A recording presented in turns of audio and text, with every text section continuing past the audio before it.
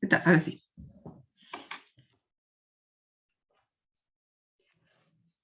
Entonces, ahora sí ya estoy grabando. Sí, bien. Entonces, esto era segunda parcial de 2020. Estoy como...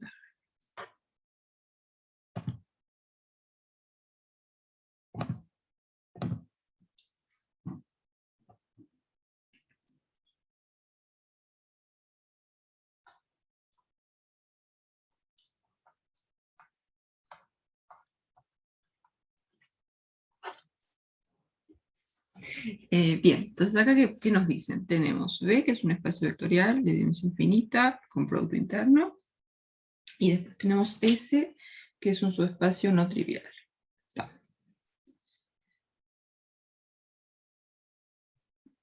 Y después nos dicen que escribimos B como S más el complemento ortogonal de S, y eso lo que nos dice que si agarramos cualquier vector en B, lo podemos escribir como algo en S más algo en ese complemento. Okay.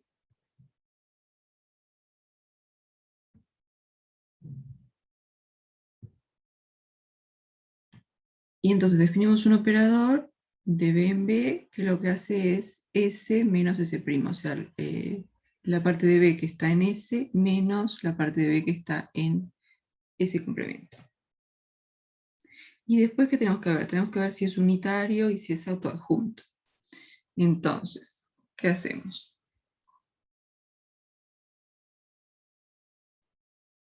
¿Puedes repetir la última parte?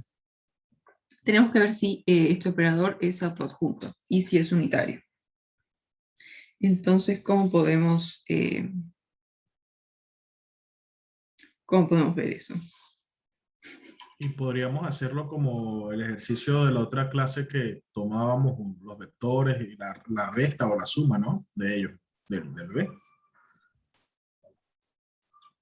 ¿Cuál es? El del B, el Sí, que el que era te el da de, sí, el del T autoadjunto que decía que T, pero decía T y T en los dos lados en vez de T estrella en el otro lado.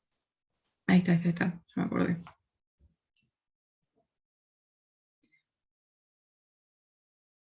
La diferencia acá es que este B lo tenemos bastante, o sea, lo tenemos definido.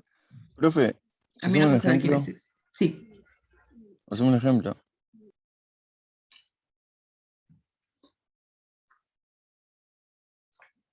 Claro, un ejemplo en qué sentido.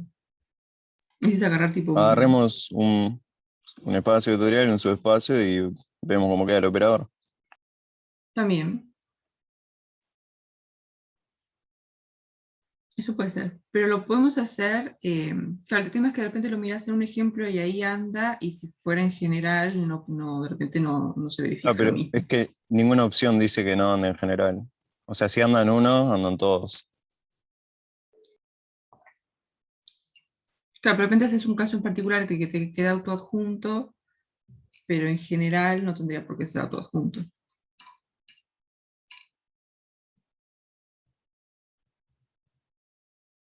No sé si... O sea, puede que pase que tomemos uno que sí sea autoadjunto, pero sea, que se cumpla para un solo caso, no quiere decir que sea para todos. Y ellos te están Ahí diciendo está. que ese T es siempre autoadjunto y siempre unitario, o es una o es la otra, o así, o sea, pero no podemos afirmar. Es como el tipo de ese ejercicio que te decía encontrar A para que el T sea autoadjunto, Ahí por ejemplo. está. De repente como que justo el operador que te agarraste ahí te queda todo adjunto, pero de repente en general no tiene por qué. Lo que yo digo es que no hay opción que signifique eso. Si vos agarrás uno y te queda autoadjunto y agarrás otro y te queda no autoadjunto, no sería ninguna de las opciones la verdadera. Decís...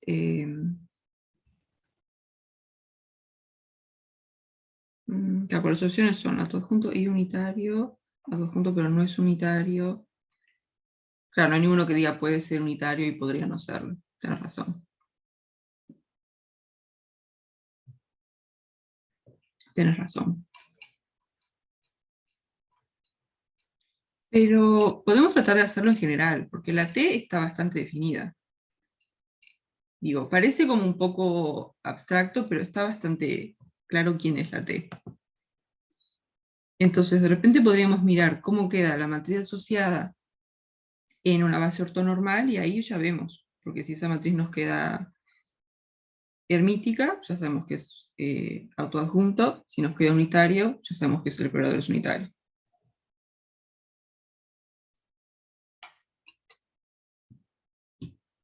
¿Sí? Entonces, ¿qué podemos hacer? Podemos agarrar una base ortonormal de S y una base ortonormal del complemento ortogonal de S. Entonces,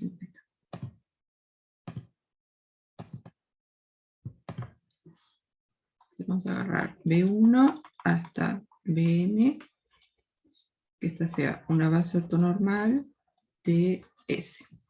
Y después vamos a agarrar W1 hasta Wm, que esta sea una base ortonormal del complemento ortogonal de S.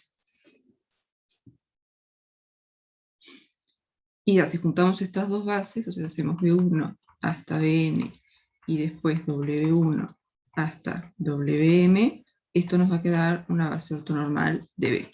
Entonces vamos a tratar de escribir la matriz asociada a T en esta base.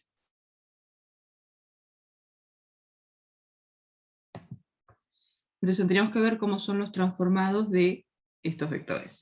Entonces la T que tenemos va de B en B, y T de un vectorcito es S menos S', donde S lo escribimos como S más S'. S en S y S' en el complemento ortogonal, ¿no? Es como que agarramos un vector, lo descomponemos en una suma de algo que está en S y algo que está en el complemento ortogonal de S, y después el transformado del vector va a ser S menos S'. Ahí está. Entonces el transformado de los que están en S, ¿cómo va a quedar? Si hacemos T de BI, ¿esto cómo va a quedar? Porque si descomponemos BI como algo que está en S más algo que está en... Vamos a hacer B1 y después hacemos en general, para no andar con subíndices. B1. ¿No? ¿Se acuerdan que B1 lo agarramos como estando en la base ortonormal de S? Entonces, el transformado de B1, ¿cómo nos va a quedar? B1 menos W1. A ver, ¿cómo es la transformación? Vos agarrás el vector que querés calcular el transformado y lo describís como algo que está en S más algo que está en el complemento ortogonal de S. Solo lo que está en S. Ahí está, entonces como B1 está en S, la descomposición va a ser B1 más 0, porque B1 ya está en S. Entonces cuando agarrás el B1 y lo descomponés, te va a quedar todo B1 que está en S más 0, porque no tiene nada que esté en el complemento ortogonal. Claro. Entonces T de B1 va a ser B1 menos 0, o sea, B1.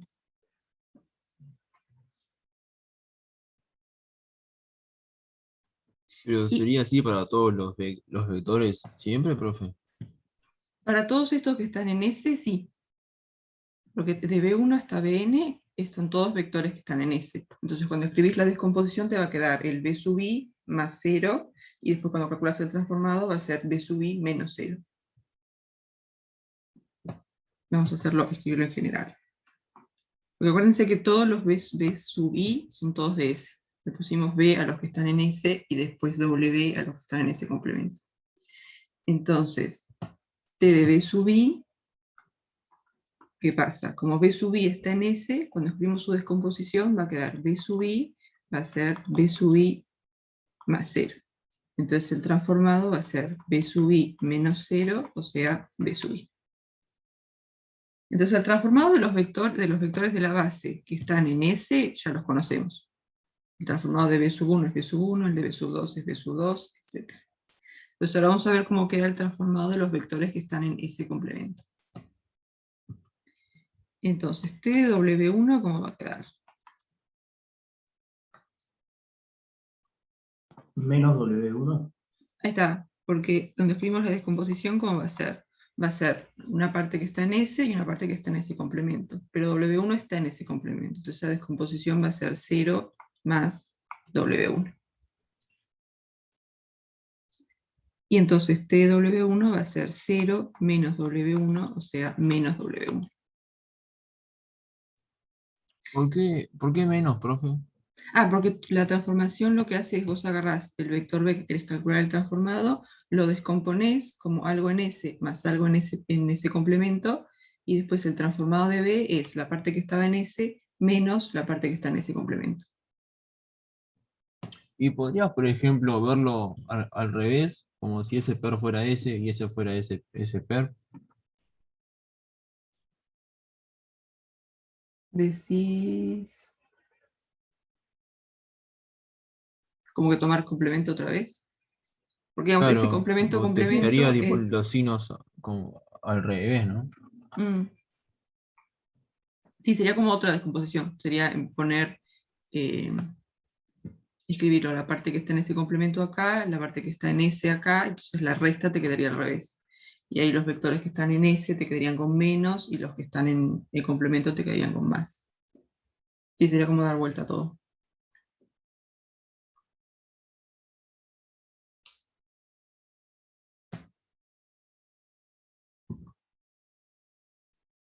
Y después los otros vectores de la base que están en el complemento ortogonal va a pasar lo mismo, ¿no? TWJ le voy a poner. ¿Cómo va a quedar? El WJ lo escribimos como algo en S más algo en ese complemento, o sea, 0 más WJ. Entonces el transformado vendría a ser 0 menos WJ, que es WJ. Entonces está, ya conocemos el transformado de todos los vectores de esta base, que le vamos a poner B. Profe, menos WJ, ¿no? Menos WJ.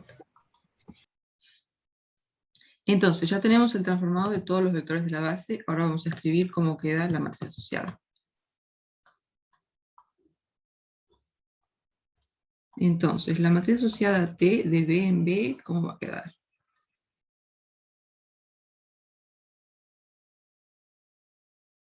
B1, BI, ¿puede ser? Uno, claro, las primeras N n columnas. columnas, ahí está, van a ser los transformados de los vectores que están en S. Pero el transformado de B1 es B1, o sea que las coordenadas del transformado de B1 en la base B van a ser 1, 0, 0, 0. O sea que esto nos va a quedar 1, 0, 0. Después tenemos que colgar las coordenadas del transformado de B2, pero el transformado de B2 es B2, o sea que sus coordenadas van a ser 0, 1, 0. Y así seguimos. Las primeras n columnas nos van a quedar con unos en la diagonal.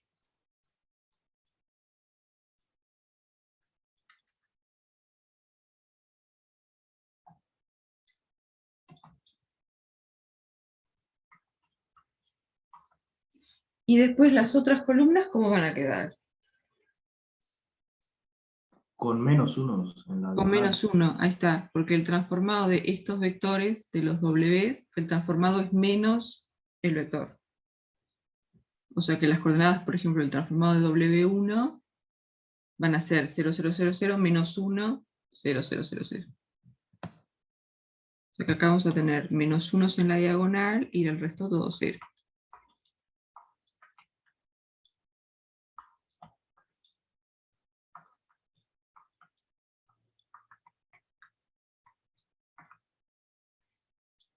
Y estas son, creo que pusimos M columnas. Entonces, ¿qué conclusiones sacamos de todo esto? Es una matriz diagonal con valores propios y 1 menos 1. Ahí está, nos quedó que tiene forma diagonal. Entonces, como es diagonal, es simétrica, y si es simétrica es autoadjunta, ¿no? Ahí está. Esta de acá nos quedó simétrica o hermítica porque en realidad no sabemos si estamos en R o en C. Así como para que sea un poco más general le ponemos hermítica, pero como no nos dice el espacio vectorial, hermítica. Y B es una base ortonormal. Entonces de acá concluimos que T es autoadjunta.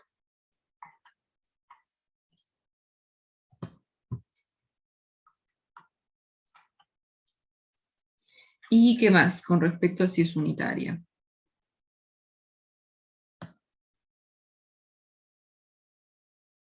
Sí, ahí está la traspuesta. Como es todo, como son todos números reales, decir que es igual a la traspuesta es lo mismo que decir que es igual a la traspuesta conjugada.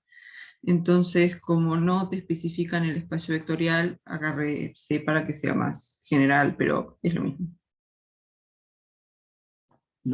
Si es unitario o no, lo podemos sacar por verlo, tenemos que como que multiplicar por la traspuesta. ¿Decís para ver si es unitaria? Sí. Porque ahí Para ver si tenés dos posibilidades. Una sería multiplicar por la traspuesta y ver qué te da la identidad. Ahí probas que es unitaria. Y la otra es fijarse en las columnas. Ahí está. Si las columnas de la matriz te forman una base ortonormal, quiere decir que la matriz es unitaria. Y ahí no tenés que hacer la cuenta de multiplicar por la traspuesta.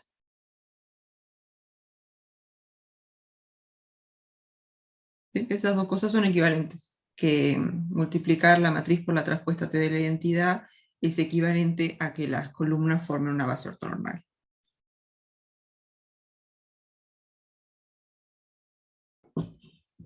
Y estas, y estas columnas es básicamente la base canónica, solo que estos tienen un menos en vez de un 1. Pero igual si haces el módulo al cuadrado te da lo mismo, ¿no? Ahí está. Es como prácticamente la base canónica. Entonces, esta matriz, las columnas,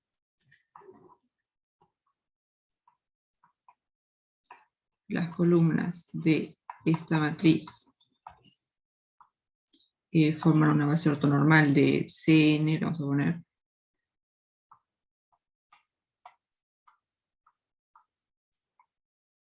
Vamos a poner C a la K, porque ya usé N y N.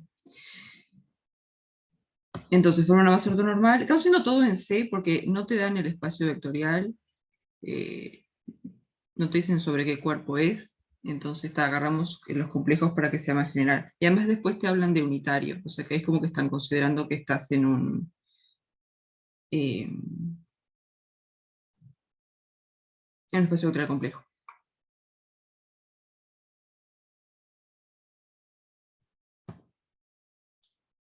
Entonces las columnas de esta matriz son una base ortonormal de C a la K, K es la dimensión de B, y B es una base ortonormal, conclusión, D es unitaria. Sí, idempotente es que al cuadrado te dé la misma matriz.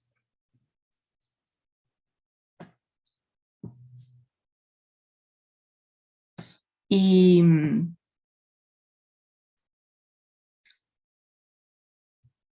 acá lo que pasa es que esta matriz por sí misma te da la identidad. O sea que la inversa es la misma matriz.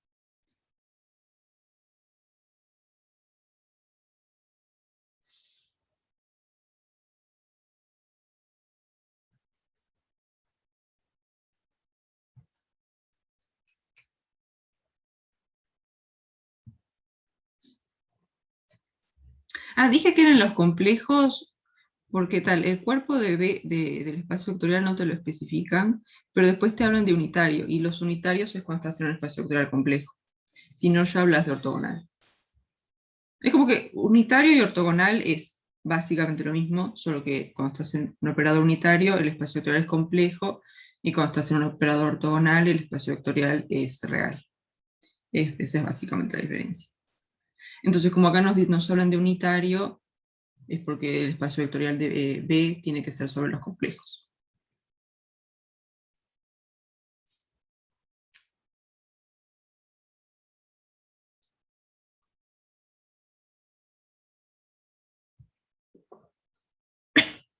Entonces queda, ¿qué dijimos? Autojunto y unitario, sí, tiene que ser la A.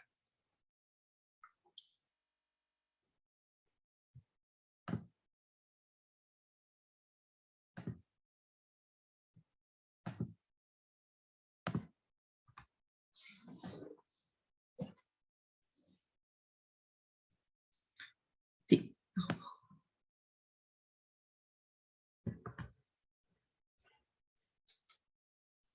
Esto de que las columnas forman una base ortonormal, esto es lo mismo, esto acá, es lo mismo que decir que esta matriz es unitaria.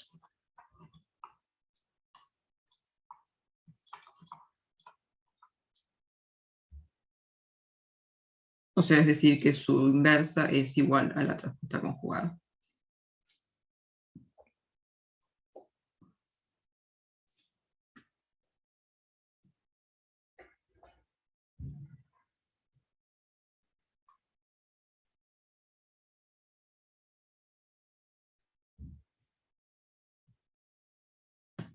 Esto de acá es un sí, solo sí. Sí. Es unitaria, sí, solo sí, las columnas forman una base ortonormal. Profe, una pregunta Dale. en cuanto a los operadores unitarios, porque en el teórico hay un teorema que dice que si el operador es unitario y ese es un subespacio del espacio vectorial en donde está definido el operador, si ese es invariante, ese ortogonal es invariante, bajo T. ¿Cómo? Si T es un operador unitario y ese es un subespacio T invariante, entonces ese ortogonal es un subespacio T invariante también. Ah, está, sí. Puede ser T. Sí, sí. Y en un verdadero o falso, en el de 2019, dice eso, pero con un operador ortogonal. Pero el espacio vectorial que te dan, en el que está definido el operador, es real. Eso es verdadero también. Me dijiste del 2019 era. Sí, ¿De julio? noviembre.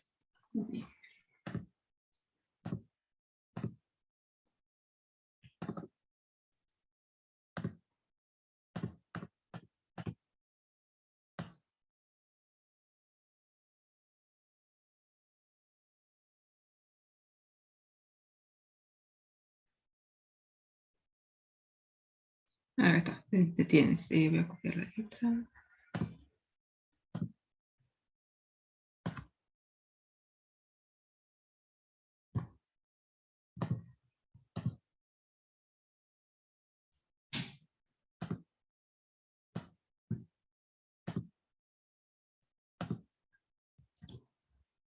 Esto es noviembre 2019.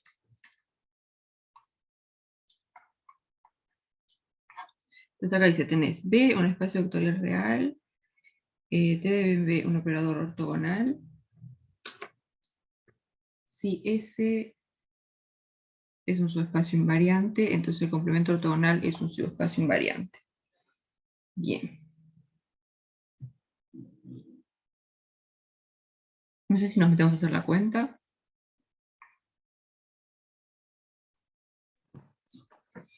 No, mi duda básicamente era porque en el teórico lo habían dado de ¿Solo con que unitario?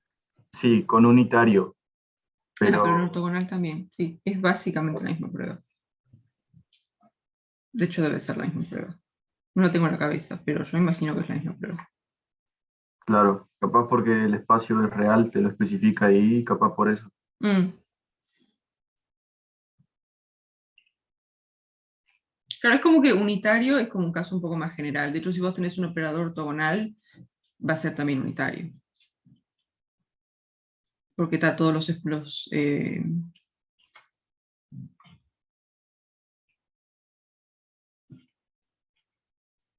todas las entradas de la matriz son reales, entonces cuando tomas el conjugado te queda lo mismo. No, como que no cambia nada. Entonces la misma prueba que usaron para probar que si tenés un operador unitario esto es cierto, anda acá.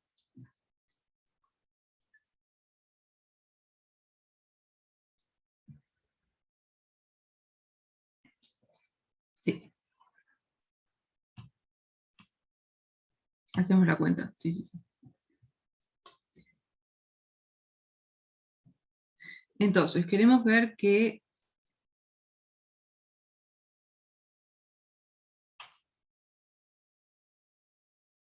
claro, lo usás para la prueba, para el teorema espectral de los operadores unitarios. Sí, claro, tiene sentido. Ujú. Y sí, el teorema espectral es solo para operadores unitarios, porque los operadores ortogonales no tienen por qué ser diagonalizables. Pueden tener valores propios complejos. O mejor dicho, el polinomio característico puede tener raíces complejas. Entonces ahí ya no hay forma que te quede diagonalizable. Entonces no, para los ortogonales no tenés un teorema espectral.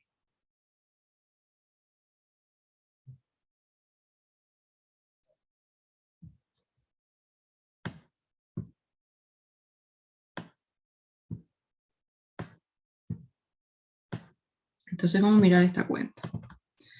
Entonces, ¿qué es lo que queremos probar? Queremos probar que el complemento ortogonal de S esté invariante.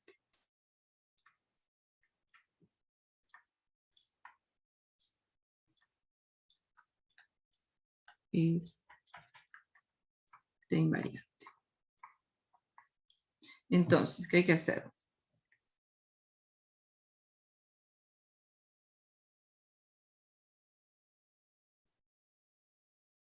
Tendríamos que agarrar un vector que esté en ese complemento y ver que t de ese vector también está en ese complemento. Entonces vamos a agarrar sea W en ese complemento y queremos ver que t de W también está en ese complemento.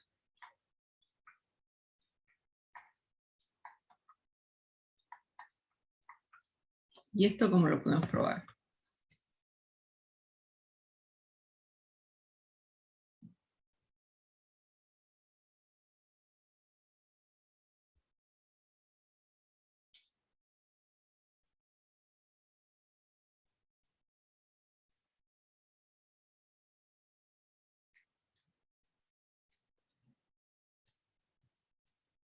Tendríamos que ver que t de W es ortogonal a todo, ahí está, a todo vector de S.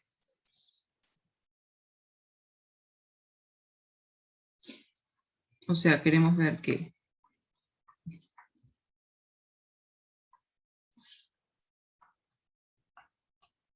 t de W con B da 0 para todo B en S.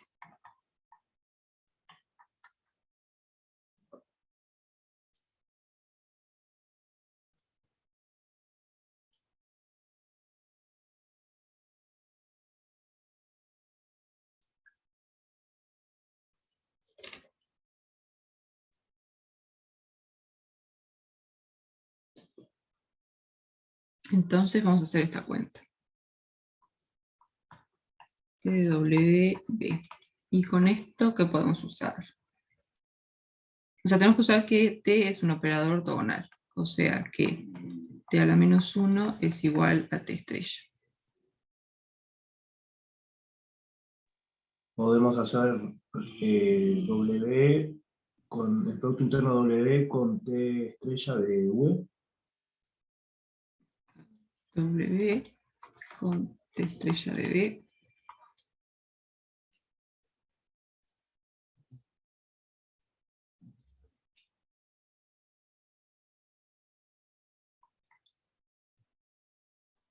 Ahí cambiamos por t a la menos 1. W, T a la menos 1 de B. Y esto...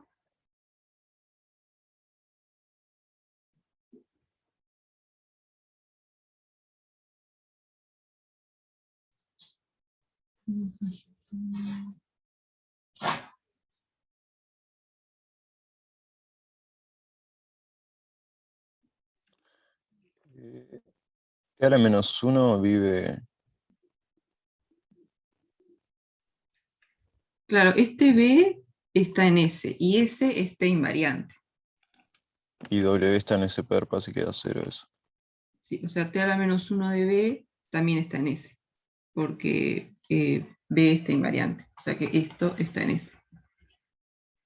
Y acá estás haciendo el producto interno de W, que está en el complemento ortogonal de S, con algo que está en S, o sea que esto da 0. Y ahí ganamos. Profe, si ese está invariante, entonces también es t a la menos 1 invariante. Sí. O sea, acá lo que hicimos fue, digamos, T de B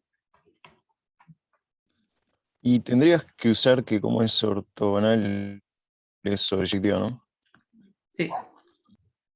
Ahí está. O sea, cuando hablas de la inversa, ahí ya tenés que es sobreyectiva.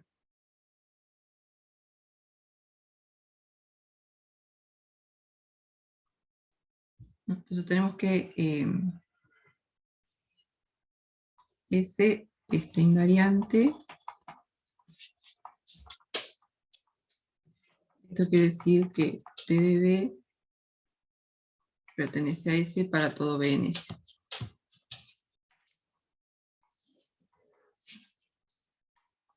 Estoy pensando si de repente hay una forma de escribir esto al revés, cosa de que no tengas T a la menos 1 de B, pero tengamos T de B. Para que no Profe, haya que... Sí. me perdí. Queríamos probar que T es invariante y lo hicimos probando que la inversa de T es invariante porque T es invariante. Ya, lo que queremos probar es que el complemento ortogonal de S es invariante bajo T. O sea, querés ver que si agarramos un vector que está en el complemento ortogonal de S, entonces T de W también está en el complemento ortogonal de S.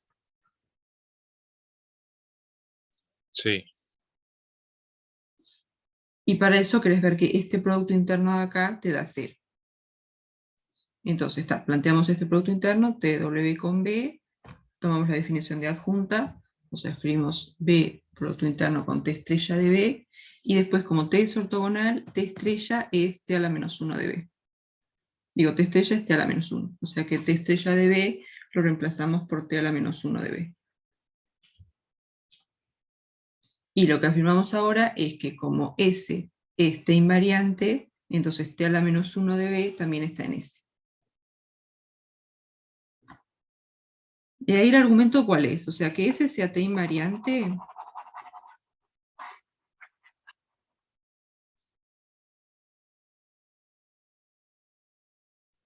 Quiere decir que podemos considerar T restricto a S que va de S en S.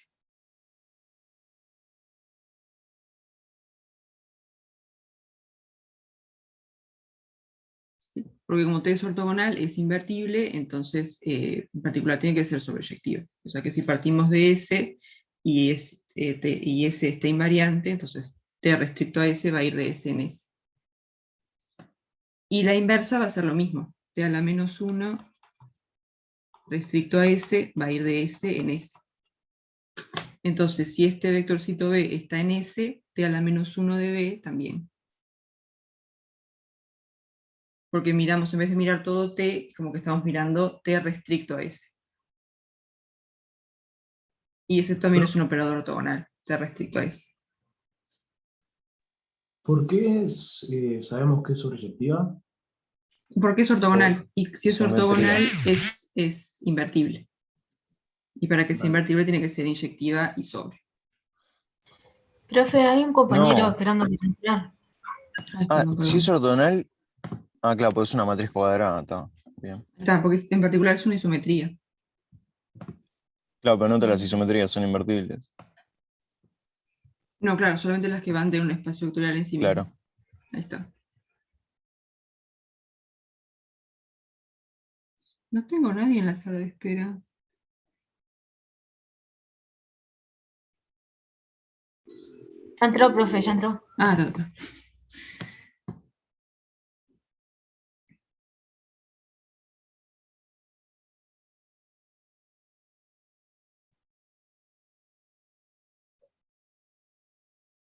A ver cómo hicieron para...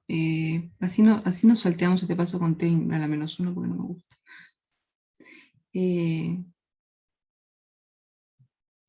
¿Por qué no te gusta T de la menos 1? Está bien definida, profe, es un isomorfismo.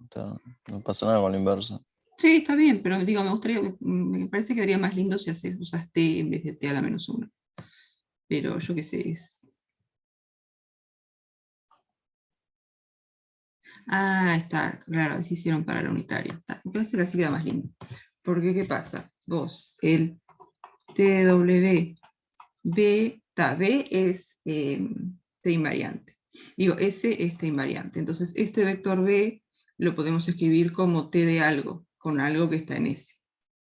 O sea, esto va a ser TW T de, no quiero poner S, vamos a ponerle U. Esto de acá es igual a B y U pertenece a S. Entonces ahora, definición de adjunta. ¿Se puede repetir ese paso? Vos tenés que S es un subespacio T invariante. Entonces este vector B que está en S, lo podés escribir como T de algo que está en S. Sería como que agarrás T restricto a S, que sería esta de acá, después de este lado te agarrás el vector B, entonces tiene que haber un U en S para que cuando le aplicás T caes en B.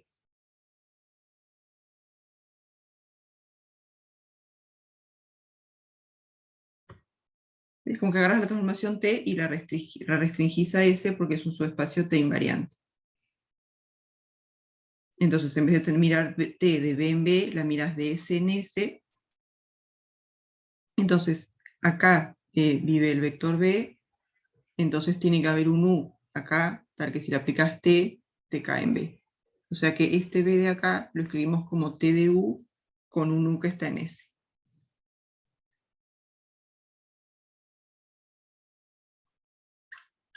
O sea que al final igual como que se usa la inversa, solo que está un poco camuflado, digamos.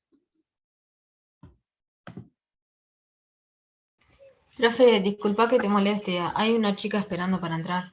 Bien, bien, bien, bien. ¿Por qué no me sale? No sé que no hay nadie en la sala de espera. Ahí ingresó 58. Había 57. No está. Yo no hice nada, pero... No sé, está medio raro eso. Bueno, mejor. Entonces, este B que lo escribimos como T de U, ¿eso queda claro?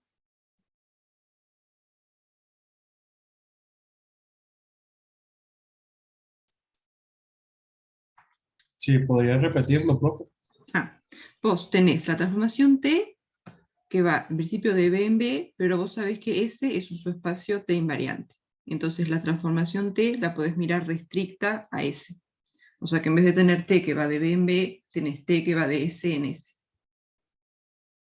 Y Bien. esa T de S en S tiene que ser sobreyectiva, porque la T grande, digamos, la que va de B en B, es sobreyectiva. Entonces cuando la restringís a S, también te queda inyectiva y sobreyectiva. Entonces si vos agarrás un vector B que esté acá, en este S, entonces tiene que tener una preimagen por T, porque Claro. esta transformación de acá es sobreyectiva. Entonces si está, agarro un B acá, tiene una preimagen, entonces...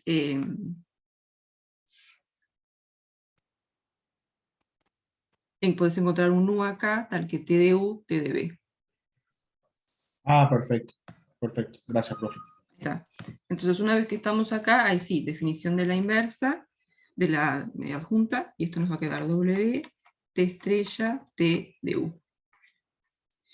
Pero T estrella es T a la menos 1, o sea que esto va a ser W, T a la menos 1, T de U. Y T a la menos 1 por T va a ser...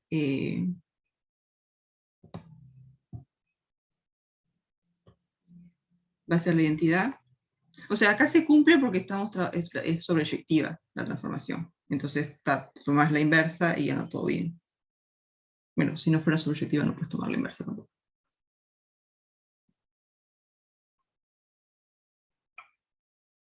Entonces acá tenés T a la menos 1 por T, eso te va a dar la identidad, o sea que W, te queda el producto interno de W con U, que es 0, porque W está en el complemento ortogonal de S y U está en S, o sea que esto te da 0.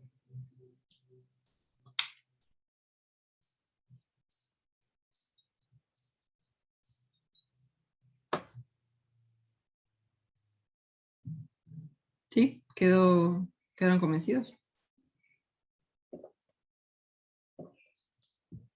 Sí, quedó ahí en una cuentita.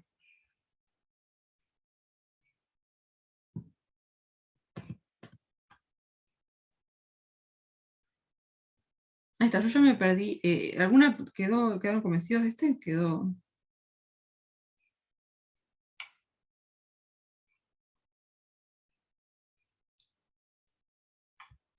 Bien, no sé si quieren hacer... no sé si quieren hacer alguno del simulacro hoy o quieren mirarlo y lo hacemos mañana.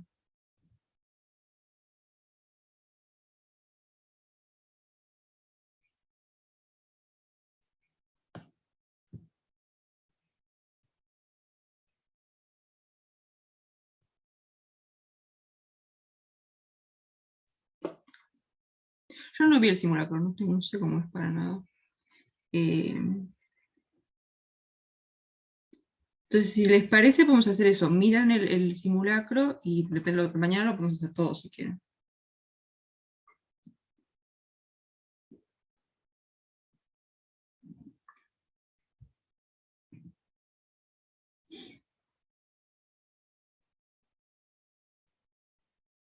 Está genial, hacemos eso. Mañana quedamos a las 9, creo, ¿no? No, tengo anotado. Sí, mañana a las 9.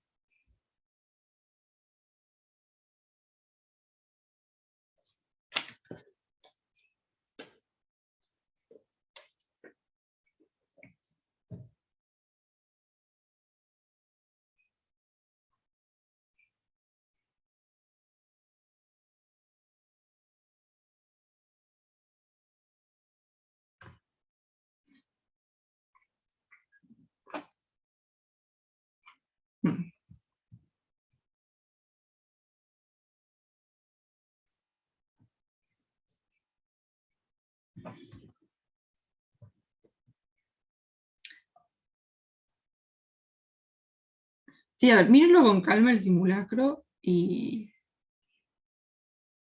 mañana lo hacemos todo. Digo, porque parece que les va a rendir más si ustedes lo miran primero que medio que hacerlo de una. Entonces, vamos a hacer algunos de los parciales viejos.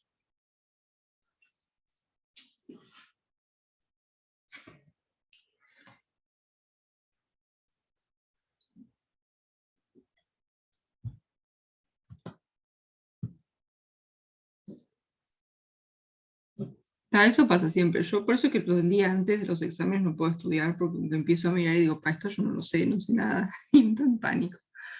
Pero, eso pasa. Entonces, ¿cuál me dijeron? El verdadero o falso del 2020. Porque empezaron alguno antes, pero yo ya me reperdí. Sí, primero el verdadero o falso de 2020.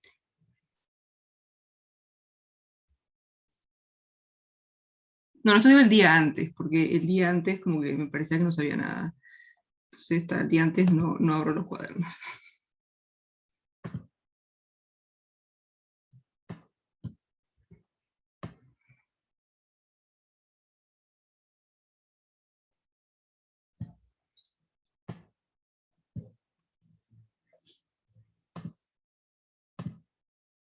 Entonces, este es 2020. Sí.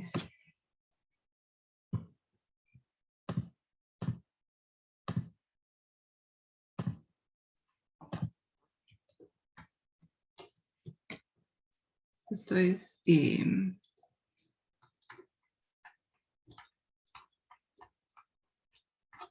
entonces, acá que les preguntan, si existe algún operador autoadjunto que no sea nulo, tal que t al cuadrado sea la transformación nula.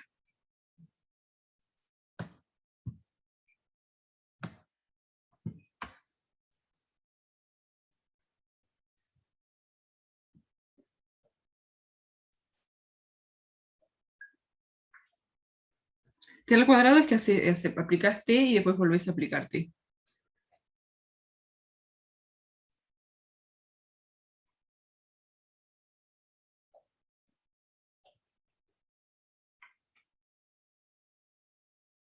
Y si eso ahorita nomás. Claro, sí, esto es nomás. Tenés que ver si esto es verdadero o falso.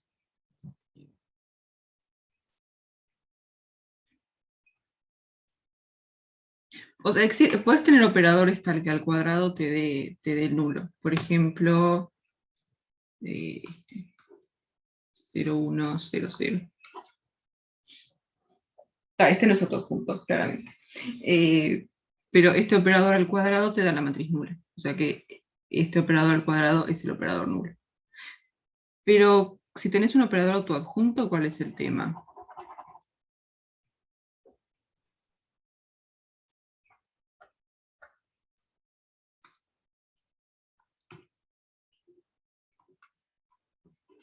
Que sea autoadjunto implica que es diagonalizable.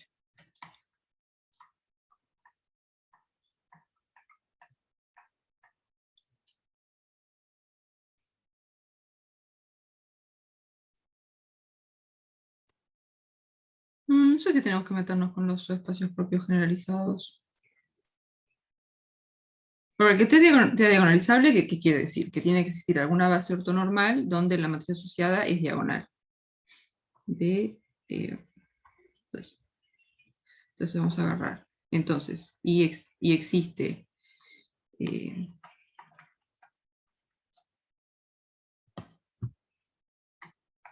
B, base ortonormal, tal que la matriz asociada en esa base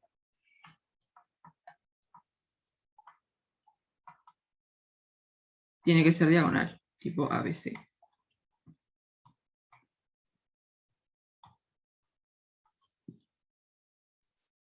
Pero la matriz asociada a T al cuadrado en la base B, ¿qué va a ser?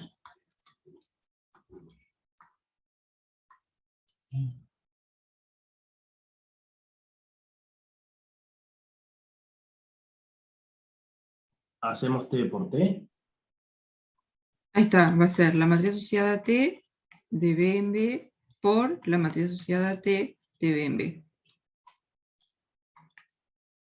O sea que va a ser esta matriz al cuadrado. A0, 0, 0, B, 0, 0, 0, C al cuadrado. 0, 0, B, 0, 0, 0, C. Y como es una matriz diagonal, cuando lo elevas al cuadrado, lo que haces es elevar al cuadrado las entradas de la diagonal. O sea que esto va a ser A al cuadrado, 0, 0, 0, B al cuadrado, 0, 0, 0, C al cuadrado.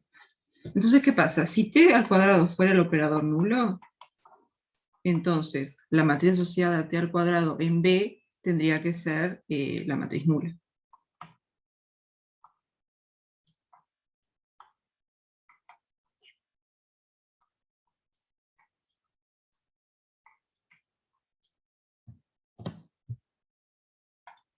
Pero entonces, ¿qué pasa con A, B y C? Tendría que ser 0. Todos tendrían que ser 0. A tendría que ser igual a B, tendría que ser igual a C, tendría que ser igual a 0. Pero entonces, la matriz asociada a T en esta base B, ¿cómo va a quedar? La nula. Va a ser la matriz nula, o sea que T es el operador nulo. O sea que si T al cuadrado es el operador nulo y T es autoadjunta, entonces T tiene que ser el operador nulo, no hay otro.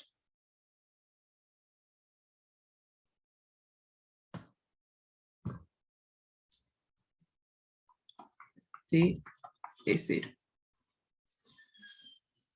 Entonces es falso porque no existe ningún operador autoadjunto no nulo tal que T al cuadrado te dé 0. Si T al cuadrado te da 0, T tiene que ser 0.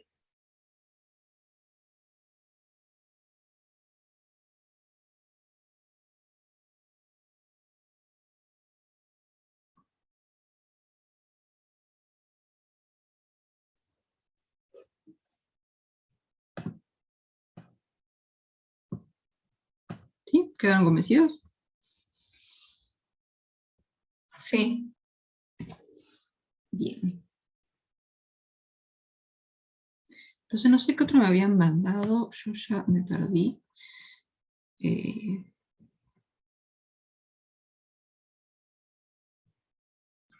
Yo había preguntado si podías hacer el 2 de respuesta corta de este mismo parcial. Bien, vamos a hacer eso.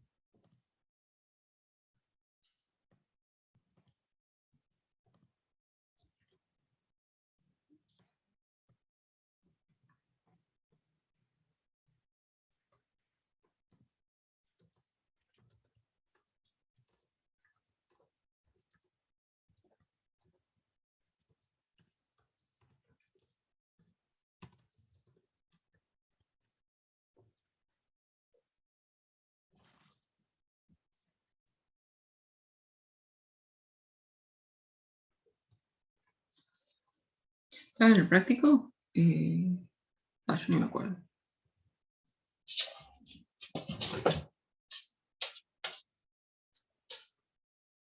Pero es un típico ejercicio este.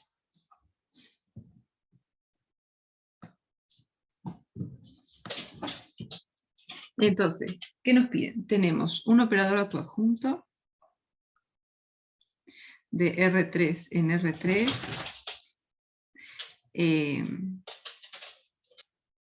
Claro que el determinante de t vale menos 48 y después t de x y z es 4x y z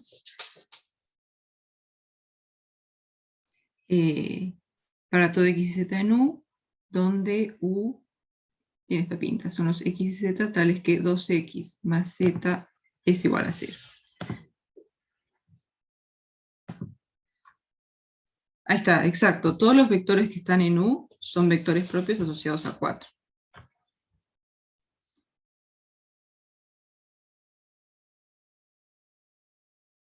Si x y z está en U, entonces t de x y z es igual a 4x y z. Por lo tanto, x y z pertenece al subespacio propio asociado a 4. O sea que U está contenido en el subespacio propio asociado a 4.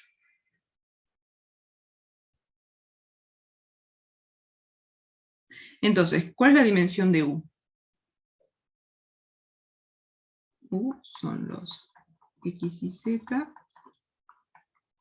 en R3, tales que 2x más z es igual a 0. Ahí está, U tiene dimensión 2, porque tenemos el i libre, puede valer cualquier cosa, y después, no sé, una vez que sabemos cuánto vale x, sabemos cuánto vale z. Entonces vamos a agarrar una base de U. ¿Qué les parece?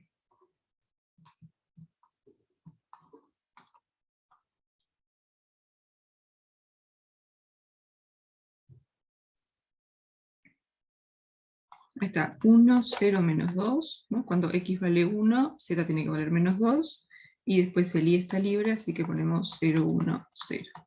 Perfecto. Entonces, sabemos que 4 es un valor propio, y la multiplicidad algebraica o la multiplicidad geométrica de 4, ¿cuánto tiene que ser, por lo menos? 2, ahí está, porque sabemos que U está contenido en el subespacio propio asociado a 4, entonces ese 4 tiene que tener por lo menos dimensión 2. 4 es valor propio de t, y la multiplicidad algebraica o geométrica de 4 tiene que ser mayor o igual a 2. ¿Por qué 2 es la multiplicidad geométrica? Está, porque vos sabés que todos los vectores de U son vectores propios asociados a 4. Entonces vos sabés que todo el subespacio U está contenido en el subespacio propio asociado a 4. Y vimos que U tiene dimensión 2. Entonces el subespacio propio asociado a 4 tiene que tener por lo menos dimensión 2. Porque si tuviera una dimensión más chica, no podría contener a todo U.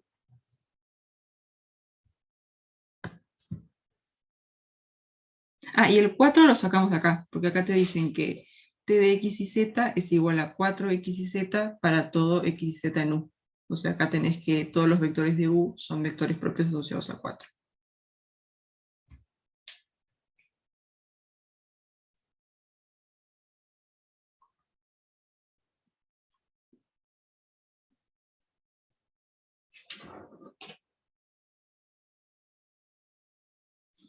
Bien.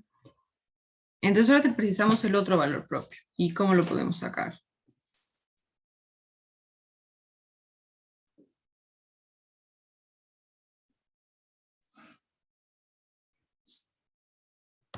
Ahí está, con el determinante. Porque ¿qué pasa? Como t es autoadjunta, sabemos que es diagonalizable.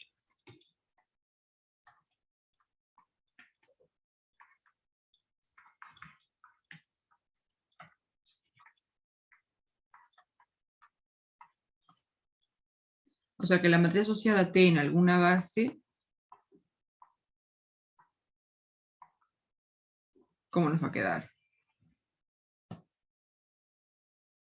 Tenemos 4, que es un vector propio que es un valor propio con multiplicidad por lo menos 2, así que el 4 nos va a aparecer 2 veces, y después tenemos otro valor propio, que vamos a poner, no sé, lambda.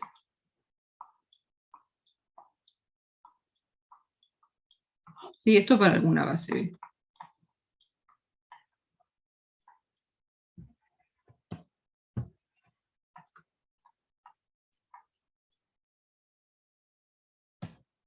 ¿Sí? Ya sabemos que 4 va a ser un valor propio, que tiene que aparecer por lo menos 2 veces en la forma diagonal, y después tenemos un tercer valor propio que hay que ver qué es. Y acá usamos el determinante. Entonces sabemos que el determinante de t es menos 48.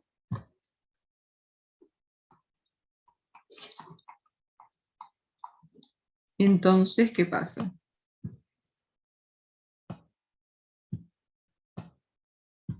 Cu- 4 por 4 por lambda tiene que ser menos 48. Ahí está, porque el determinante de una transformación está definido como el determinante de cualquier matriz asociada. O sea que 4 por 4 por lambda, 4 por 16, 16 lambda tiene que ser igual a menos 48. Entonces lambda tiene que ser...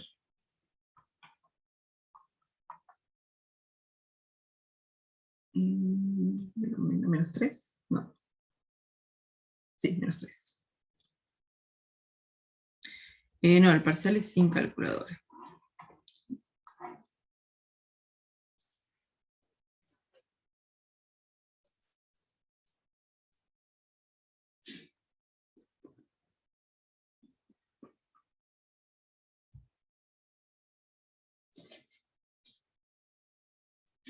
No, sin calculadora, sin Wolfram, sin...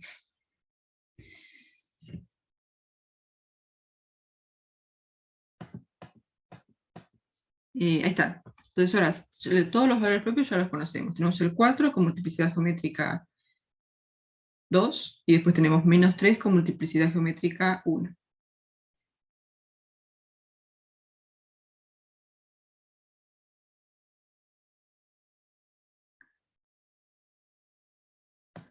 Entonces, lo que precisamos es el subespacio propio asociado a menos 3.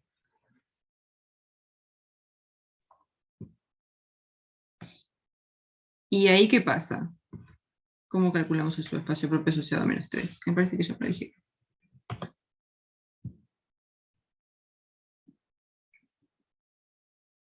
Ahí está. Como T es autoadjunta, los subespacios propios son ortogonales entre sí. Entonces, el subespacio propio asociado a menos 3 va a ser el complemento ortogonal del subespacio propio asociado a 4. ¿Sí? Como T es autoadjunta,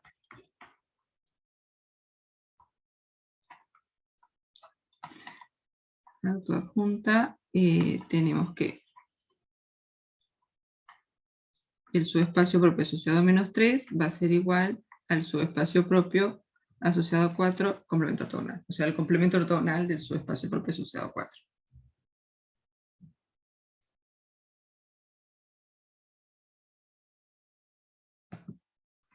Entonces, voy a copiar la base de S4. Mira, 1, 0, menos 2.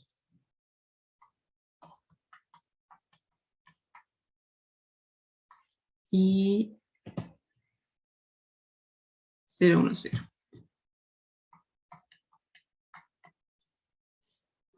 Entonces vamos a agarrar un X y Z.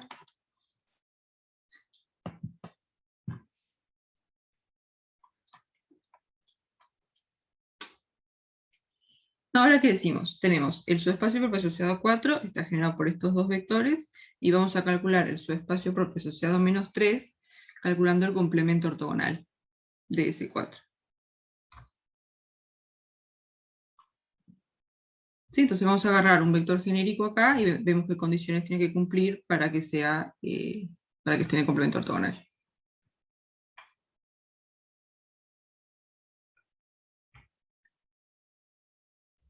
Entonces, si está en el complemento ortogonal, quiere decir que el producto interno con este vector tiene que dar 0 y el producto interno con este vector tiene que dar 0.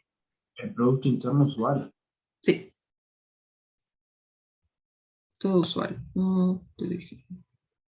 Sí, R3 con el producto interno usual. Dale.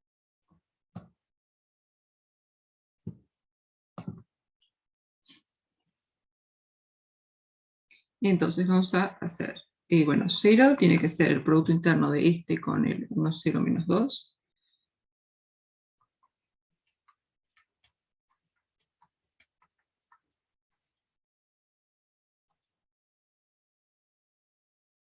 ¿Y esto cuánto nos da? Esto es x menos 2z. O sea que x es igual a 2z.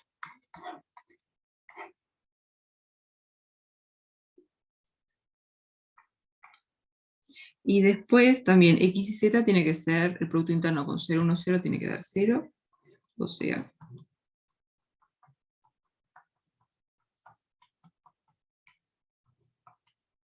esto da... ahí.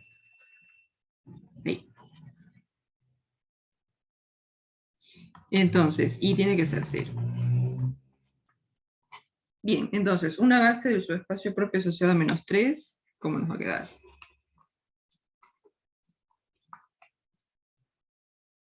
Dos, 0, 1. Ahí está, porque y tiene que ser 0, y después si x vale 1, z vale 2. O sea, espera, estoy al revés. 1, 0, 2, ¿no?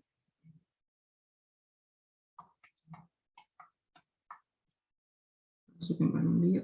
Está bien, ¿no? Sí, si x vale 1, z tiene que valer 2. Sí.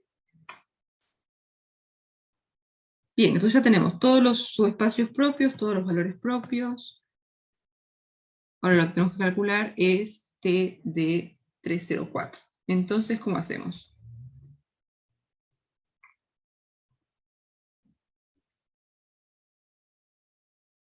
Lo escribimos como, lo descomponemos en los vectores de las bases. Ahí está. S sub 3, sub menos 3, perdón, sub 4. Exacto. El vector que nos interesa lo escribimos como combinación lineal de los vectores de la base de S4 y de la base de S-3. Así después aplicamos T y usamos la linealidad. Entonces... Pero si x vale 1, z no valdría 1 medio.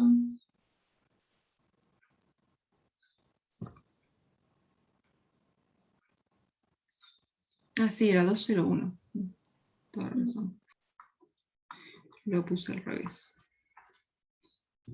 Sí, Pero si yo z había vale intentado 1... ese ejercicio y eso lo había tenido mal. Eso mismo. Ah, está bien. Sí, yo... ¿Vieron que las cuentas yo? No me llevo bien. Pero sí, si z vale 1, x tiene que ser 2, totalmente. Bien. Entonces, el vector que nos interesa es 304.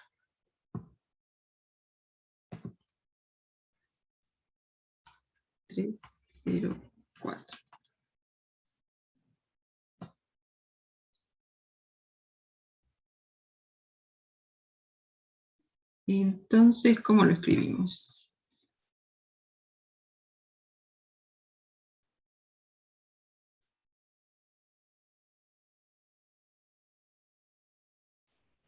Con la combinación lineal de los vectores de la base. Sí, va a tener que ser. Claro, este no va a aparecer, así que podemos escribir una combinación lineal que sea alfa por 1, 0, menos 2, más beta por 2, 0, 1. Entonces, ¿qué tiene que pasar? Alfa más 2 beta tiene que ser 3, y después menos 2 alfa más beta tiene que ser 4.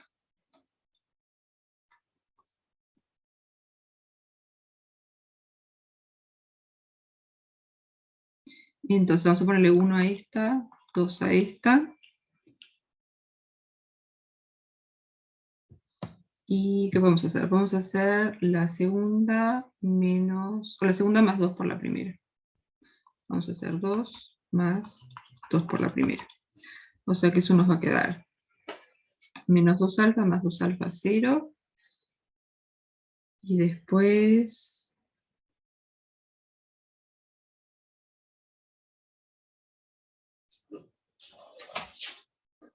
5 beta igual a 10. Está bien, ¿no? 4 más 6. Sí, yo también me perdí, espera. Que tenemos el 304 es el que nos interesa escribir como combinación lineal de las bases. Entonces, este de acá, el 010, no va a aparecer porque acá tenemos 0, así que ese ni lo miramos. Y después escribimos el 304 como algo por este más algo por este.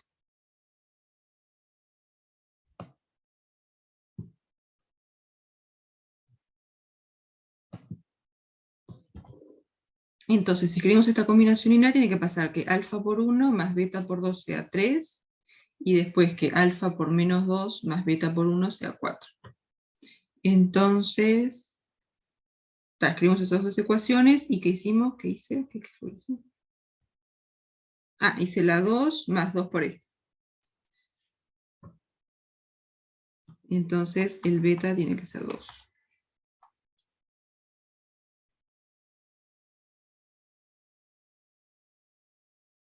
Y si beta es 2, alfa tiene que ser menos 1. ¿No? Si beta vale 2, acá nos va a quedar un 4.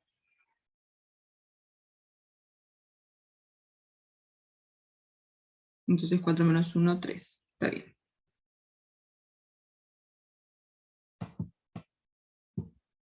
Entonces, ¿ahora qué hacemos? El 304 lo escribimos como menos 1, 0, menos 2, más 2, 2, 0, 1. Y ahora vamos a calcular el transformado de 304 usando la linealidad. O sea que t de 304 va a ser igual a t de menos 1, 0, menos 2, más 2, 2, 0, 1. ¿Sí? Usamos la linealidad de t y esto va a quedar menos t de 1, 0, menos 2, más 2, t de 2, 0, 1. ¿Y ahora qué pasa? El 1, 0, menos 2 es un vector propio asociado a 4. O sea que esto nos va a quedar menos 4, 1, 0, menos 2. Y después el 2 es un vector propio asociado, el 2, 0, 1 es un vector propio asociado a menos 3. O sea que esto va a quedar menos 6, 2, 0, 1.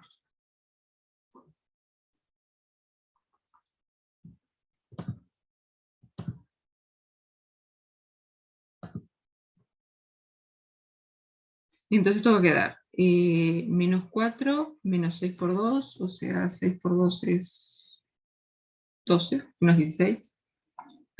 Sí. Repito tipo desde acá. Ahí está. Entonces, el 304, que es el vector que nos interesa, lo escribimos como combinación lineal de los vectores de la base de S4 y de la base de S-3. Este de acá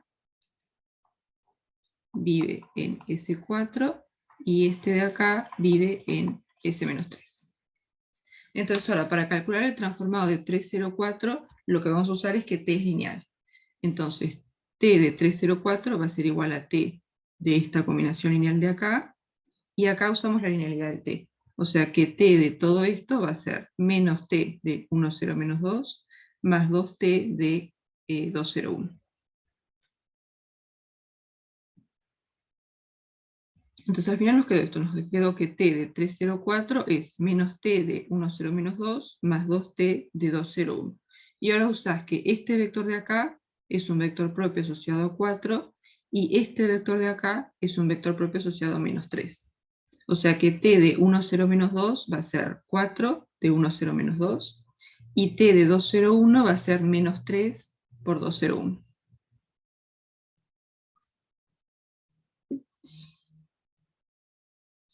Ahí está. Entonces ahora hacemos la suma de estas cosas. Entonces vamos a tener menos 4, menos 12, menos 16. Y después menos 4 por menos 2, 8.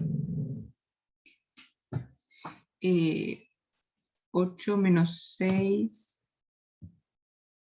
2. O sea que esto va a ser menos 16, 0, 2.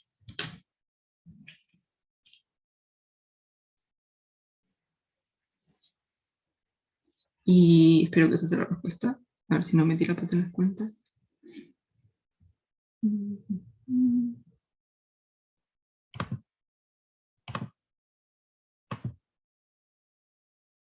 Está bien, menos 16, 0, 2.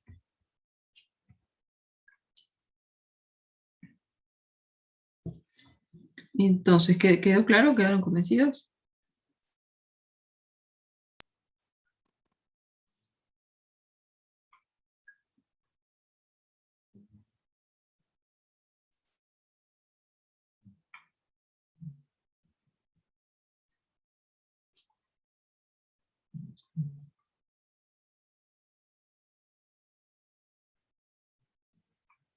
Ah, para escribir el R de reales tenés que escribir tipo barrita,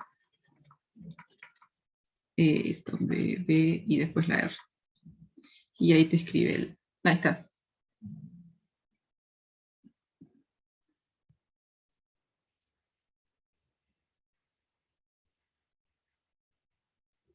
Te deberían dar al menos. Pero bueno, entonces, ¿preguntas de este ejercicio?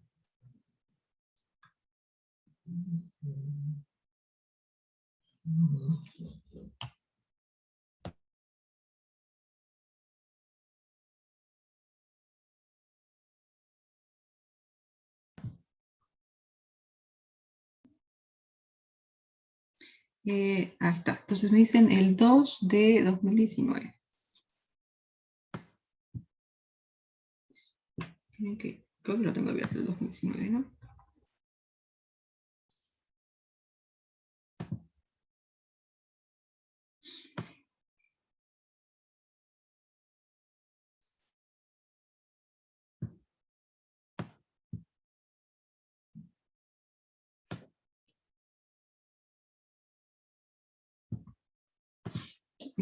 Acá. Qué relajo, tío.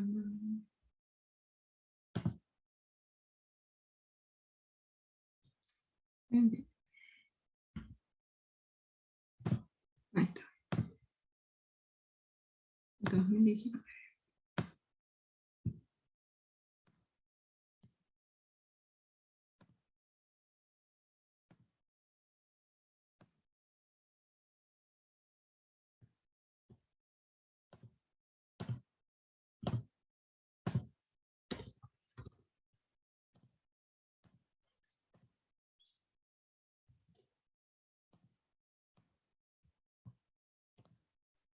Ok, este es 2019. Bueno,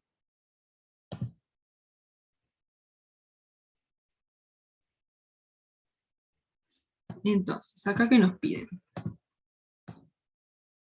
Tenemos un espacio vectorial con producto interno sobre un cuerpo K y dos funcionales lineales. Después tenemos W1, que es el representante de raíz de T, y W2, que es el representante de raíz de S. Es una Entonces, cuentita esta. el representante de raíz de T más S es W1 más W2.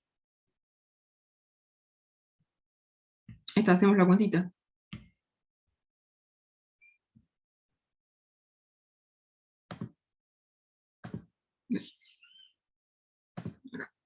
¿Qué tendría que cumplirse?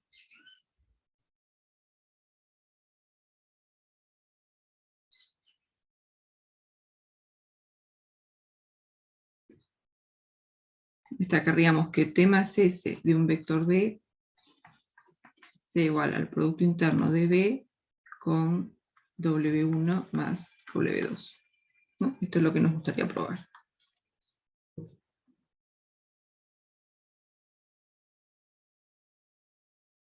Ahí está, entonces vamos a hacer la cuenta de acá, de este lado.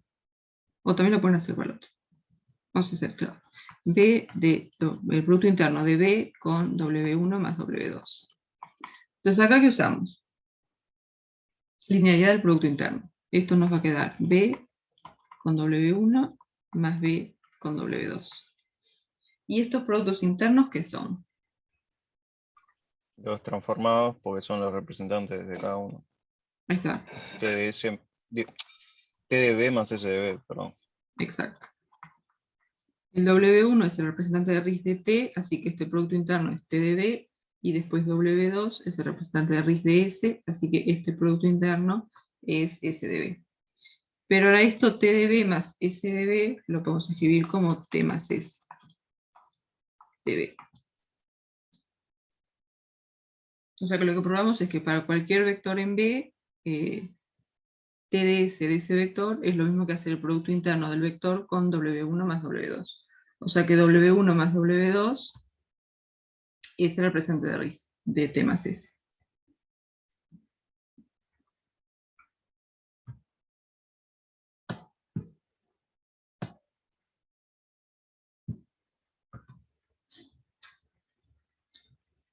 ¿Sí? Quedó.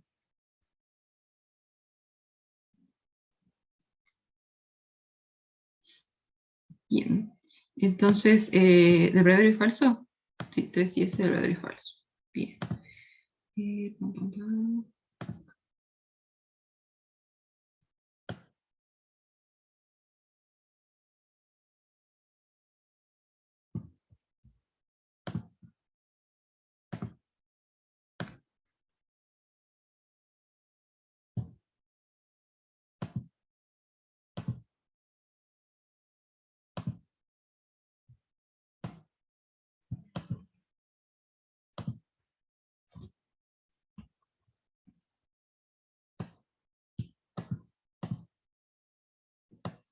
Entonces, acá ¿qué tenemos? Tenemos un espacio vectorial con producto interno sobre K, y después S, que es un subespacio vectorial que no es trivial, no es ni el 0 ni todo B. Y después consideramos P sub S, que es la proyección ortogonal sobre S. Y nos preguntan si P sub S es un operador ortogonal. No, ¿Qué? yo digo que no. ¿Qué pasa? Porque como la norma no es lineal, cuando vos separás el vector en la suma, ahí va. Está, eso. Claro, pueden mirar de varias formas. Pueden mirar con la norma, bueno, que en realidad sería como el mismo. Porque ¿qué pasa? El espacio vectorial B lo pueden escribir como S más el complemento ortogonal de S. Entonces, la transformación en esta P sub S, ¿qué va a hacer? Las cosas que están en S, las va a mandar en S, tipo va a ser la identidad. Y las cosas que están en el complemento ortogonal de S, las va a mandar al 0.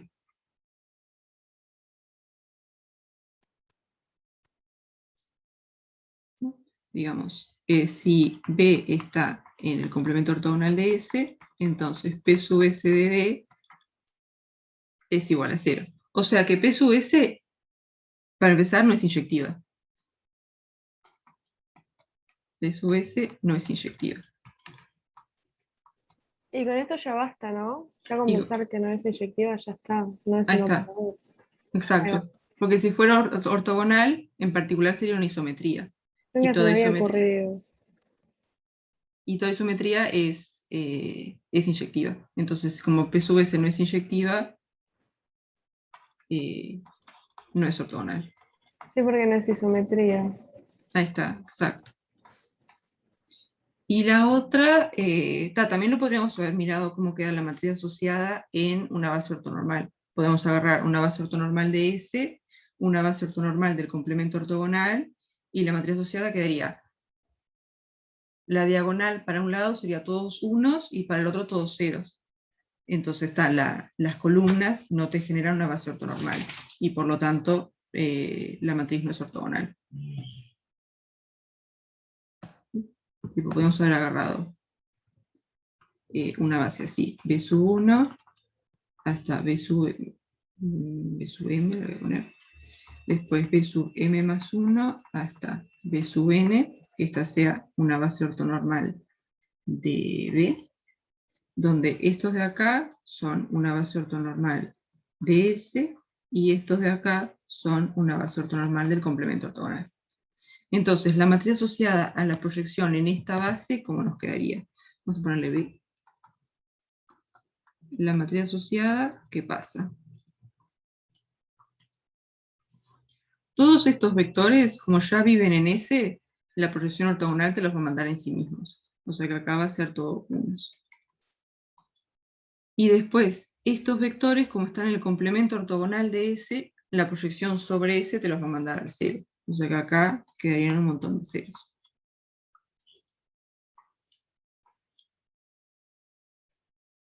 O sea que las columnas de esta matriz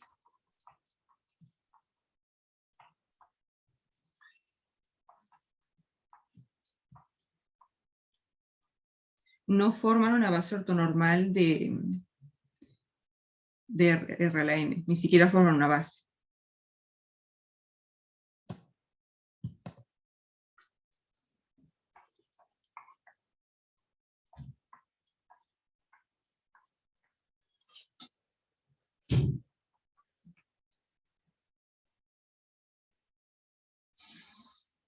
Entonces, la matriz no es ortogonal.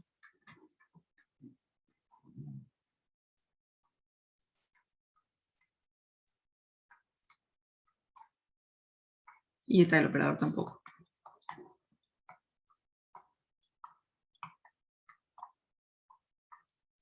Supongo las dos formas de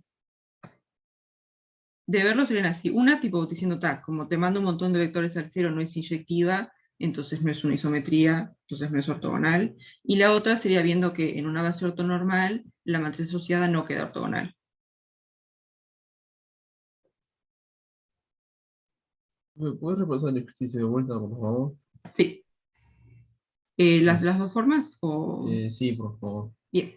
Entonces, una forma, dijimos, el espacio vectorial B lo podés descomponer como S más el complemento ortogonal de S. Y la proyección ortogonal, ¿qué es lo que hace? Si vos le das un vector que ya está en S, el transformado por la proyección va a ser el mismo vector. Porque ya estás en S, al proyectar en S como que no haces nada. Y si agarras un vector que está en el complemento ortogonal de S, la proyección sobre S te va a dar 0. Imagínate que tenés algo así. Tenés el subespacio S es el generado por esta recta, y después tenés acá un vector que es ortogonal. Entonces vos al proyectar este vector sobre la recta, lo vas a proyectar en el 0. Entonces si vos agarras un vector que está en el complemento ortogonal de S, P sub S de ese vector te va a dar el vector nulo. O sea que todo este espacio vectorial, o todo este subespacio vectorial, está en el núcleo de la proyección ortogonal. Entonces, P sub S no es una transformación lineal objetiva, inyectiva. Ya mezclé ortogonal e inyectiva. No es una transformación lineal inyectiva. Y todo operador que es ortogonal tiene que ser inyectivo, porque los operadores ortogonales son isometrías. Y las isometrías son inyectivas. Entonces, si vos probás que este operador no es inyectivo, no hay forma que sea ortogonal. ¿No es inyectiva porque el núcleo no es trivial o algo así? Ahí está, exacto. Tenéis todo este subespacio que está en el núcleo. O sea que el núcleo no es trivial y por lo tanto no es inyectivo. Bien. Y después la otra forma es, vos para probar que un operador es ortogonal, lo que puedes hacer es probar que en una base ortonormal, la matriz, las columnas, generan una base ortonormal. Entonces, lo que hicimos fue agarrar una base de B, donde los primeros vectores forman una base de S, y los otros forman una base del complemento ortogonal de S. Entonces, la matriz asociada a la proyección en esta base, ¿cómo va a quedar? Todos estos vectores están en S, así que su transformado va a ser el mismo, o sea que vas a tener un montón de unos, y después todos estos vectores te los mandan el 0. Entonces la matriz asociada a la proyección en esta base va a ser todos unos y después todos ceros, o sea que las columnas ni siquiera son una base de R a la n, menos una base ortonormal. Entonces la conclusión es que esta matriz no es una matriz ortogonal, por lo tanto el operador no es un operador ortogonal. Bien, bien de bien. Sí. Gracias.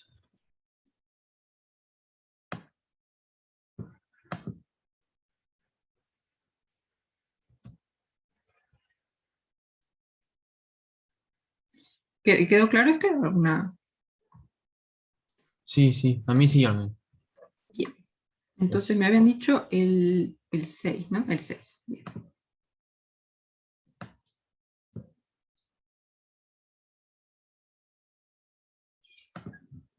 Ahí está. Me acuerdo.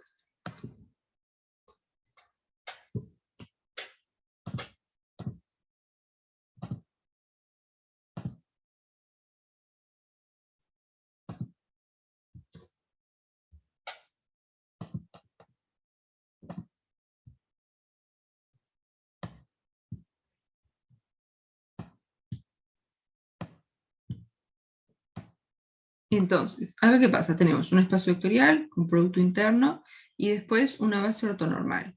Y el operador lo que hace es te preserva la norma de los vectores de esta base. Y la pregunta es si eso alcanza para afirmar que T es una isometría.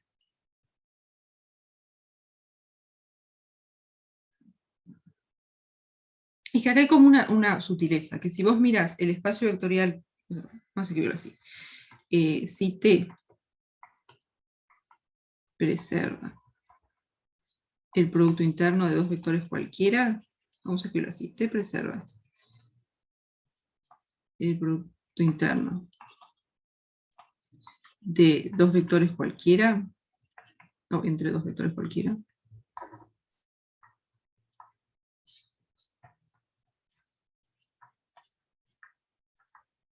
esto es equivalente a preservar la norma de un vector cualquiera.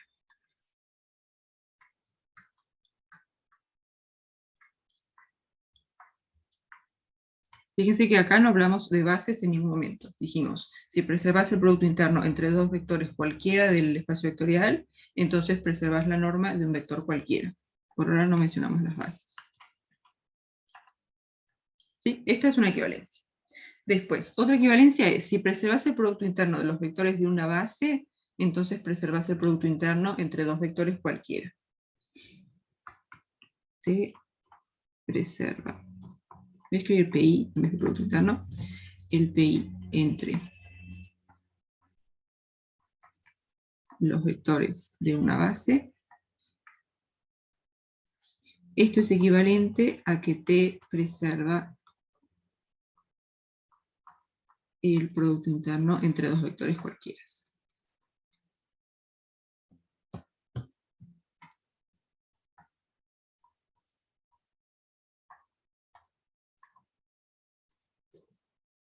¿Sí? El tema es este, que preserves la norma en una base no implica que se preserva la norma de un vector cualquiera.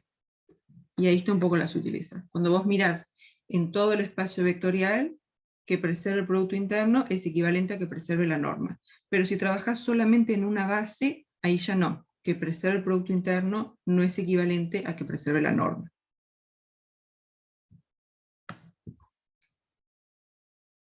Sí, preserva la norma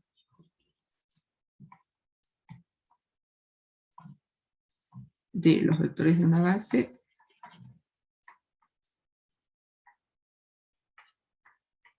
Esto no implica que T preserva la norma de un vector cualquiera.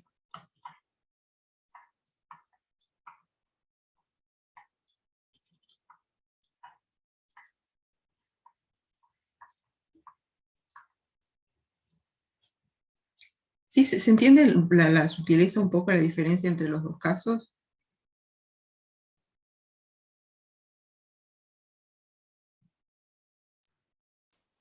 No, profe. O sea, si vos agarras dos vectores cualquiera del espacio vectorial, y se preserva el producto interno entre esos dos, eso es lo mismo que pedir que se preserve la norma de un vector cualquiera. Pero ahí podés agarrar cualquier vector del espacio vectorial. Ok. Después la diferencia acá es cuando vos mirás una base, decís, se preserva la norma de los vectores de la base. Pero que se preserve la norma solamente de los vectores de la base no alcanza para que se preserve la norma de cualquier vector. Ahora hacemos un ejemplo. Claro. Sí, no, ya entendí, claro. Una es el producto interno y otra es con la norma. Sí, ya, ahora sí entendí. Y uno está mirando todo el espacio vectorial, o sea, agarras vectores de todo el espacio vectorial, y acá solamente agarras vectores de la base. De la base, claro. Entonces, por ejemplo, si vos tenés esta transformación lineal, T de R2 en R2, que lo que hace es el 1, 0 te lo manda en el 1, 0. Y después el 0, 1 te lo manda en el 1, 0.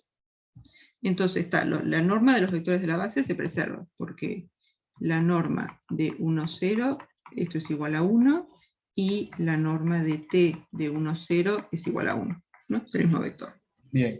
Después la norma del 0, 1, esta es igual a 1, y la norma de t de 0, 1 también es 1, porque es la norma del 1, 0. Pero ¿qué pasa si agarramos el 1 menos 1? Este vector de acá, ¿qué norma tiene? Raíz de 2, ¿no?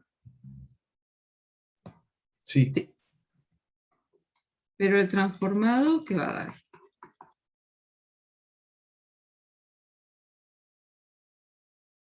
No, el 1 menos 1 lo podemos escribir como 1, 0 menos 0, 1.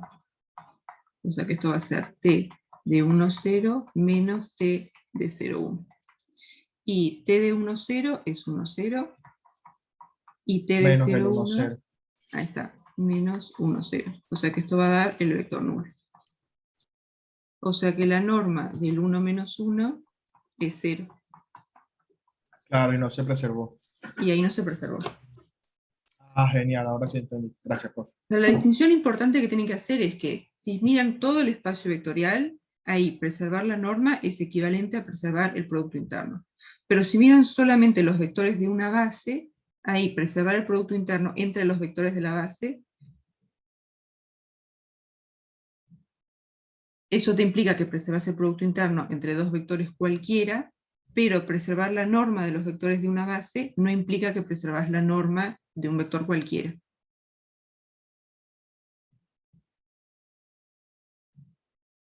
Entonces, cuando miran en todo el espacio vectorial, preservar la norma es equivalente a preservar el producto interno. Pero cuando trabajan solamente en los vectores de una base, o sea, se restringen a una base, ahí ya no es lo mismo.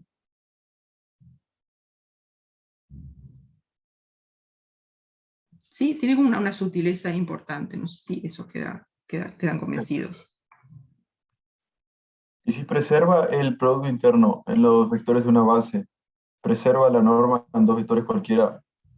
Sí, porque si preserva el producto interno en los vectores de una base, preserva el producto interno en todo el espacio vectorial, y que preserva el producto interno en todo el espacio vectorial implica que preserva la norma. Ahí va, impecable. Sí, exacto, que preserva el producto interno entre los vectores de una base es eso, que el producto interno de t de B1 con t de B2 es lo mismo que el producto interno de B1 con B2. Exacto.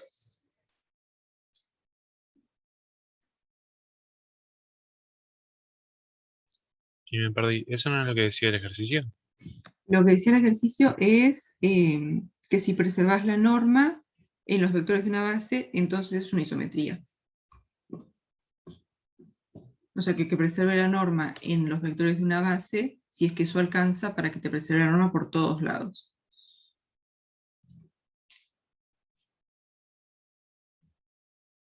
Claro, porque entonces, siguiendo el ejemplo, todos los vectores que pertenezcan al núcleo no van a preservar su norma. Ahí está. Exacto, todos los vectores que estén en el núcleo de esta transformación no te preservan la norma. pero los vectores de la base, eso sí, T te preserva la norma. O sea, que en el ejercicio dijera, preserva el producto interno entre los vectores de la base, entonces T es una isometría, eso sería cierto, porque que preserve el producto interno en una base implica que preserve el producto interno por todos lados. Pero que preserve la norma de los vectores de la base, eso no te implica que preserve la norma de cualquier vector. Y por eso decir que preserva la norma en una base no alcanza para probar que es una isometría, porque te puede preservar la norma de los vectores de la base, pero no necesariamente la norma de un vector cualquiera. Y para que sea una isometría, tiene que preservar la norma de un vector cualquiera. Si estuviera al cuadrado, ¿estaría bien? Al cuadrado, igual, porque igual las dos cosas son positivas, ¿no? Como que no te va a arreglar nada. Profe, eso tiene que ver porque la norma se hace con un mismo vector y el producto interno se hace tipo con vectores cualesquiera. Sí, hasta cuando probás que te preserve la norma, que te preserve el producto interno en una base implica que preserve el producto interno por todos lados, ahí usas eso. Tenés como un vector en cada lado, puedes usar linealidad, como que se arma todo re bien. Pero cuando estás con la norma nomás, ahí ya no, porque como que la información que tenés no te alcanza para trasladar que te preserve la norma a que te preserve el producto interno entre dos vectores cualquiera. Que preserve la norma en una base, no podés llevarlo a que te preserve el producto interno de dos vectores cualquiera. Sí.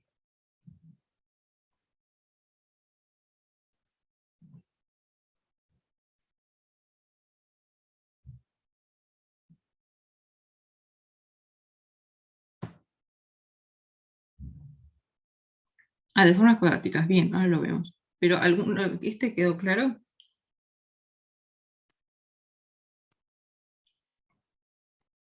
Sí, profe. Bien.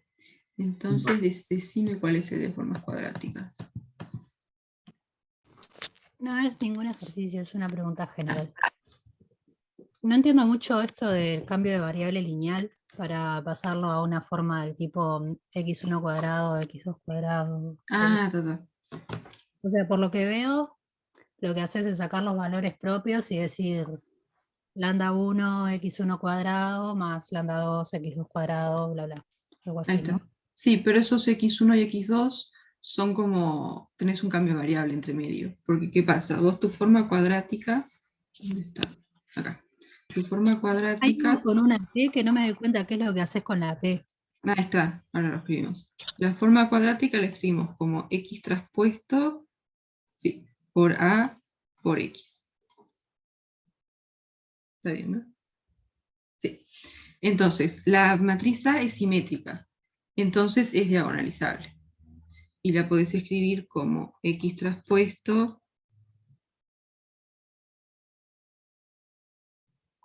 p traspuesto a p. O sea, tenés una matriz diagonal que te hace el cambio de base, que es una D.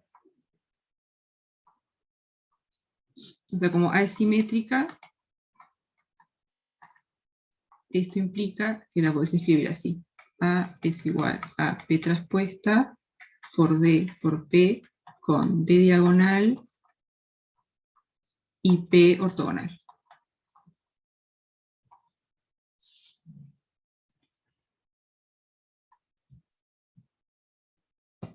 Entonces, ahora esto lo podemos como que agrupar. Podés escribir P por X traspuesta por D por P por X. Y ahora es que aparece el cambio de variable. Ahora vas a hacer el cambio de variable que X ñoqui sea P por X.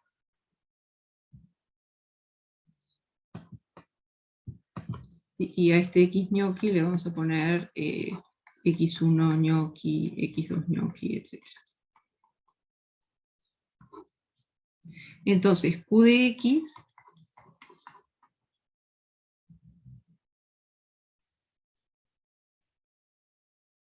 esto va a ser igual a Q de X ñoqui, y Q de X ñoqui es X ñoqui traspuesta por D por X. ¿Y esto cómo queda? Esto va a ser X1 ñoqui, bla bla bla, hasta Xn ñoqui. Después la forma diagonal, que va a ser lambda 1, lambda 2, hasta lambda n, y después otra vez, ahí vamos a otro ñoqui, el x ñoqui. Entonces 1.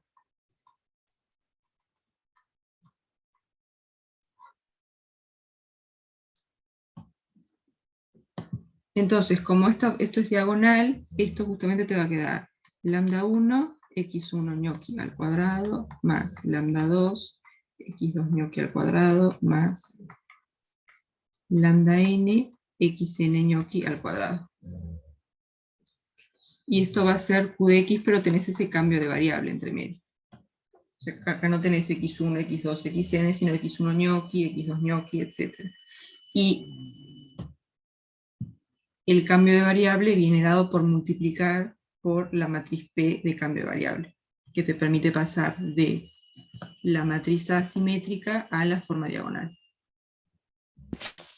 Creo que entiendo. Entonces, si quiero calcular q de x para un x en particular, no puedo usar esa fórmula directamente sin hacer el cambio de variable y multiplicar mi vector x por p. Ahí está. O sea, si querés calcular el q de x en general, te conviene tipo Usar usarlo la así. fórmula dada. Sí. Dada. Esto lo usás más bien como cuando querés probar que mirar los valores propios te alcanza para clasificarla. Por ejemplo, si acá tenés todos los valores propios que son positivos, esto de acá te va a dar positivo siempre. O si tenés todos los valores propios que son negativos, esto te va a dar negativo siempre. Así. Como que esto lo usás más bien para eso. No sé si... Está genial. Sí, igual por lo que vi en los ejercicios siempre terminamos con la regla de Descartes. No en el práctico, pero en todos los diferenciales hay que usar regla de Descartes, que ni siquiera lo dimos en realidad, me parece. No, y en el teórico no lo vieron tampoco, ¿no? Yo miro los de OpenFin y en el de HANA se mencionaba, medio por arriba, pero se mencionaba, pero no se explicaba que se hacía con el polinomio característico. O sea, quedó medio en el aire, pero por lo menos se mencionaba. Pero sí está en las notas. Y en los ejercicios te aparece con eso. Está. En la de práctico salen todos con regla de Descartes, sí. Está. Sería bueno hacer alguno. Las notas me lo voy a anotar. Me lo voy a anotar, así hacemos, mañana hacemos el simulacro y hacemos alguno con Descartes. En el simulacro hay uno con Descartes. Ah, excelente. Entonces lo hacemos ahí. Bien de bien. Gracias, esto me quedó mucho más claro ahora. Bárbaro. Nos vemos mañana. Sí, nos vemos mañana a las 9. A no ser que tengan alguna otra duda, algo que quieran mirar ahora.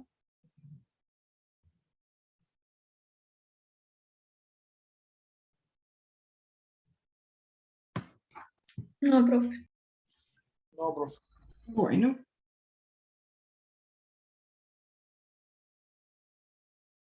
Bueno, nos vemos mañana, profe. Gracias. Bien. Gracias. Quedamos por acá, nos vemos mañana.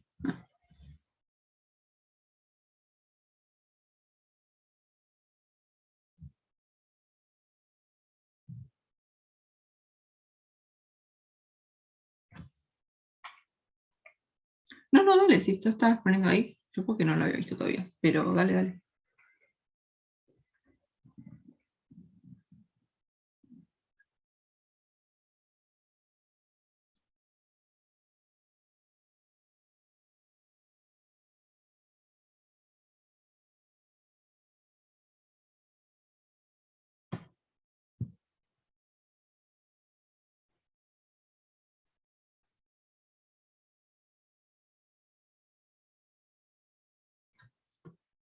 Bueno, nos vemos mañana entonces.